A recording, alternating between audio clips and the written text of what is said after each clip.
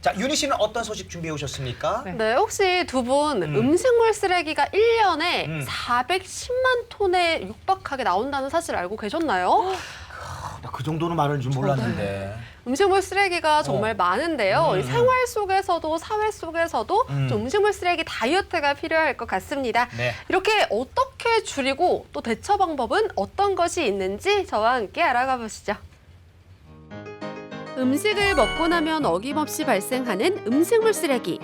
국민 한 명이 버리는 생활 쓰레기 중 종량제 27%, 재활용품 33%, 음식물 쓰레기가 40%로 가장 많은데요. 심지어 해마다 배출량도 늘어 하루에만 1만 5천여 톤에 육박하고 있다는 사실 알고 계셨나요? 그 중에서도 70%가 가정과 음식점에서 쏟아져 나오고 있습니다.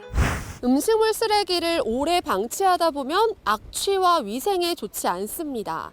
대형 음식점이나 학교, 병원, 구내식당 같이 음식물 쓰레기가 대량으로 발생하는 곳은 매달 음식물 쓰레기 처리 비용 때문에 골머리를 앓고 계신다고 하는데요. 그렇다면 음식물 쓰레기를 효율적으로 처리할 수 있는 방법은 없는 걸까요? 지금부터 저와 함께 알아보시죠. 하루에 쏟아져 나오는 음식물 쓰레기 240리터 정도가 나오고 있다는 부천의 한 요양병원 식당을 찾아왔습니다. 보니까 음식물 쓰레기가 엄청 많이 배출이 되던데 이 음식물 쓰레기를 다 처리하기에 힘들진 않으신가요? 굉장히 힘들었습니다.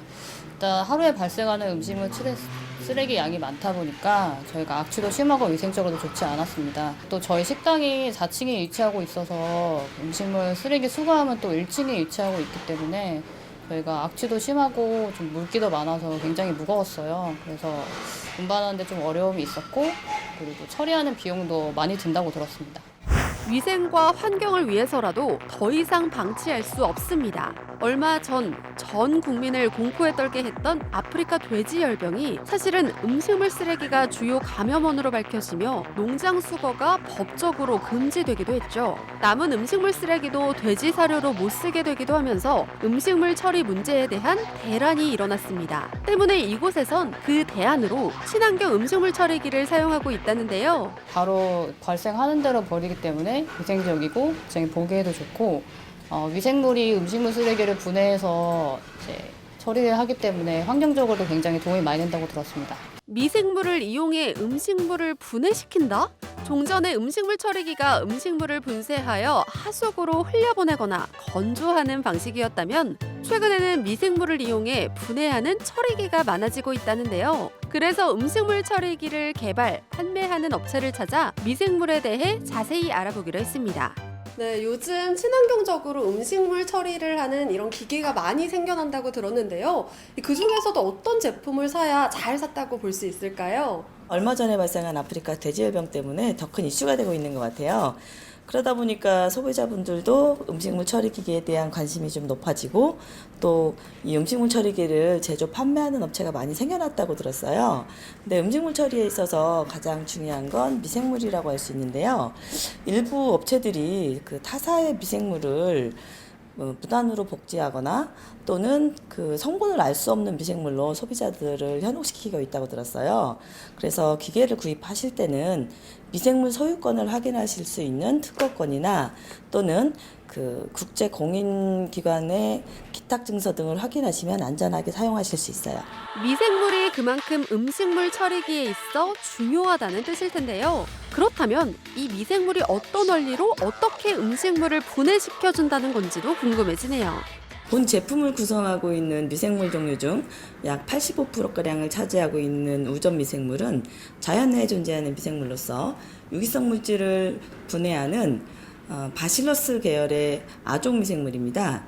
저희 미생물은 안전한 토양 미생물로서 번식 환경이 좋지 않을 때도 포자를 형성해서 살아남는 등 환경 변화에 잘 적응하고 고도의 분해 능력을 가지고 있어요. 또한 특별한 장치 없이 접근이 가능한 안전 레벨 1등급으로서 1회 접종 시 1년 정도의 수명으로 매우 경제적이라고 할 수 있어요.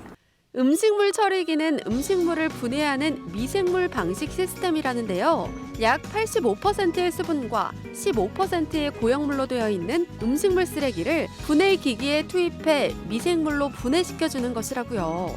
액상으로 변한 음식물 쓰레기가 배수관으로 자동 이송돼 폐수 종말 처리장에서 포집시켜 재활용시킬 수 있게 했답니다. 또한 미생물이 분해하지 못하는 유무기 물질은 제품 사용 용량 초과 시 배출해 재활용하게 하는 자원화 시스템이며 음식물 폐기물 발생 시 수시로 투입할 수 있는 구조의 편리한 시스템으로 구성돼 있어 전기료 운영비 절약도 가능하다고 합니다.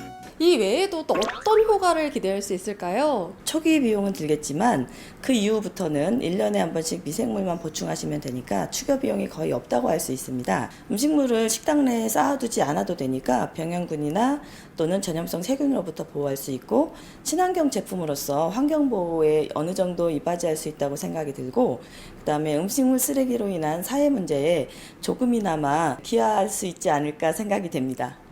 여러분도 더 이상 음식물 방치하지 마시고요.